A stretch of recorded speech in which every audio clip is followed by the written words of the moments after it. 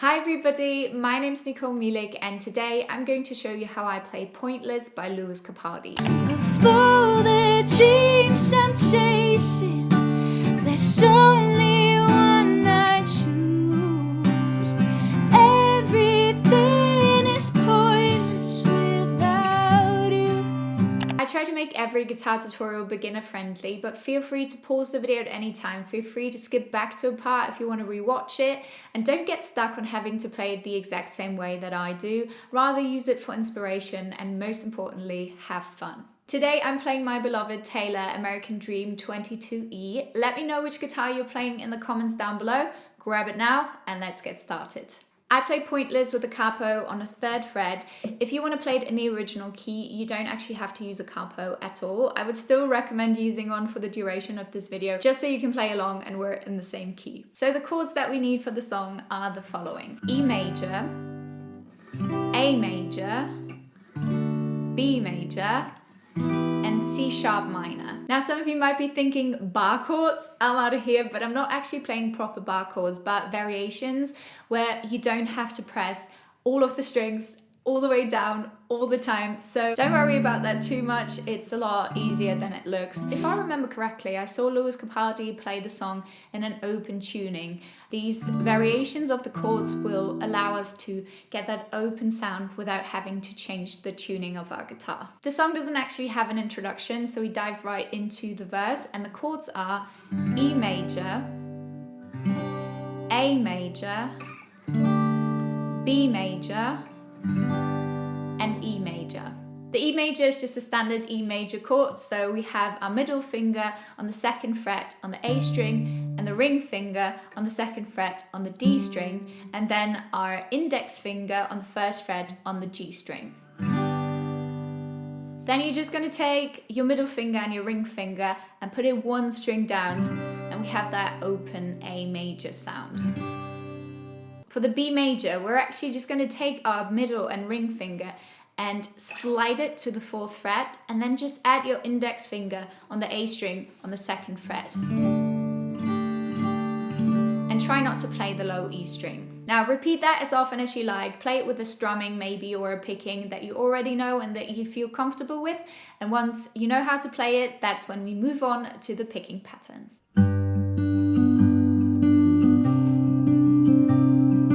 You only will need 3 of your fingers: your thumb, your index, and your middle finger. And the ring finger and the pinky can actually chill. What I like to do is let my ring finger and pinky rest on the E string. So I have that grip on the guitar, my hand isn't moving, and my fingers are actually playing the strings that they're supposed to be playing. The good news is only the thumb is moving, so the index finger and the middle finger, they stay on the G and the B string all the way through the picking pattern.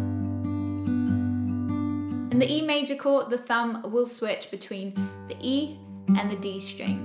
So you can practice that first if you like. So when it comes to the picking pattern of the A major and the B major, the index finger and the middle finger stay in the same place, and the thumb just moves down one string for the bass note. So it plays the A string instead of the E string and the D string. So A and D instead of E and D. So we start with the bass note, then the thumb moves to the D string, and then we play the middle finger, thumb, index finger. So it's thumb, thumb, middle finger, thumb, index finger. The song actually starts like this. We start with a bass note, that accent note, and then the singing begins. I bring the coffee in the morning.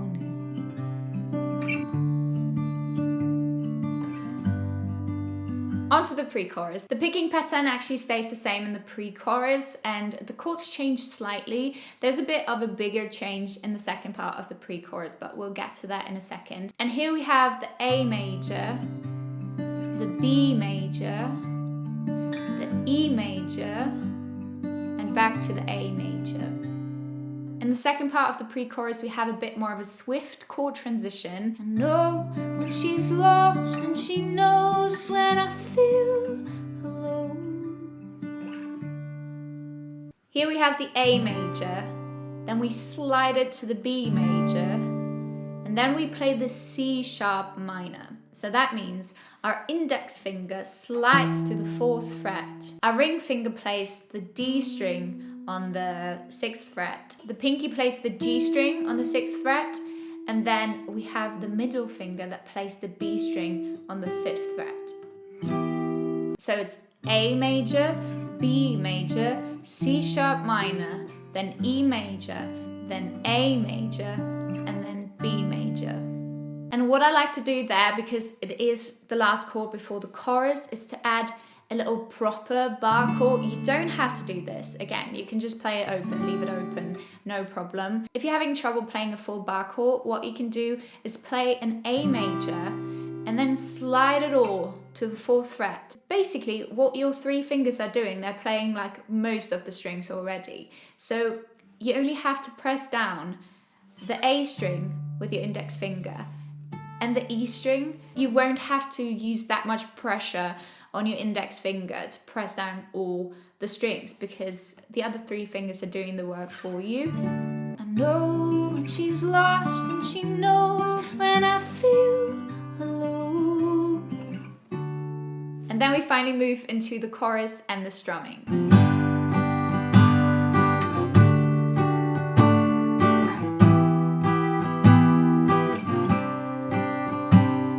The chords are E major, B major, C sharp minor, and A major, E major, B major, and then A major, and then a quick B major for the transition. Now, because I've been playing the guitar for a little while, I never really think about what I'm strumming, so my strumming pattern is never consistent. I would say that 2 strumming patterns that I kind of mix into one. Down, up, down, up, down, up, down. Now, I think what I do is I actually sometimes leave out the 2nd upstroke, so it's...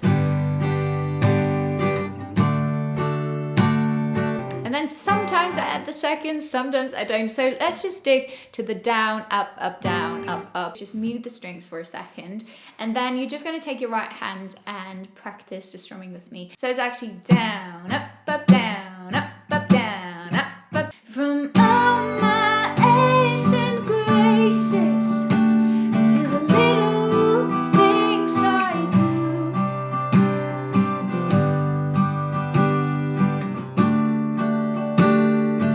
The strumming in the 2nd verse is the exact same. However, I like to play it muted, which means you will take your palm and just rest it on your strings. And the only time you will ever lift it is that really short moment between the last upstroke and the downstroke again.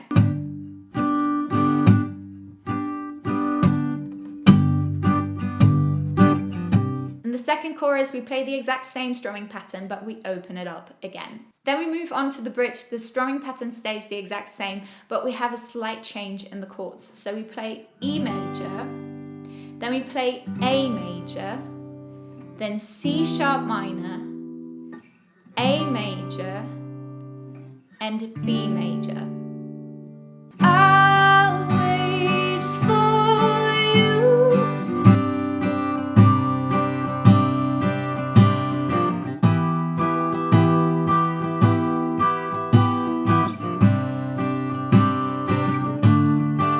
And then we have a quiet last chorus. I just take my claw, my thumb, my index, and the middle finger. I lay them down as if I was about to play the picking pattern, but we're just gonna play from all my aces and graces to the little things I do. Everything is pointless without. And when we get to the without, that's when we're gonna play muted strumming to transition into the grand finale, which is the last bit of the chorus. Without you. Down, up, down. Down, up, down. Without you.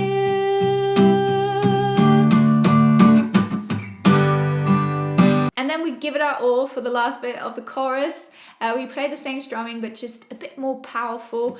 And then we go back to a quiet picking for the very last line. But instead of playing everything is pointless without you, E major, B, and A major, we're gonna turn it around and play Everything is pointless without you. And that is it. That's how I play Pointless by Lewis Capaldi. Thank you so much for watching. I really hope you enjoyed this video and I hope you found it helpful. If you did, don't forget to give it a big thumbs up and let me know in the comments down below how it went for you. If you have any song suggestions for upcoming guitar tutorials or any questions, please leave them in the comments as well. And I really hope to see you very soon. Bye!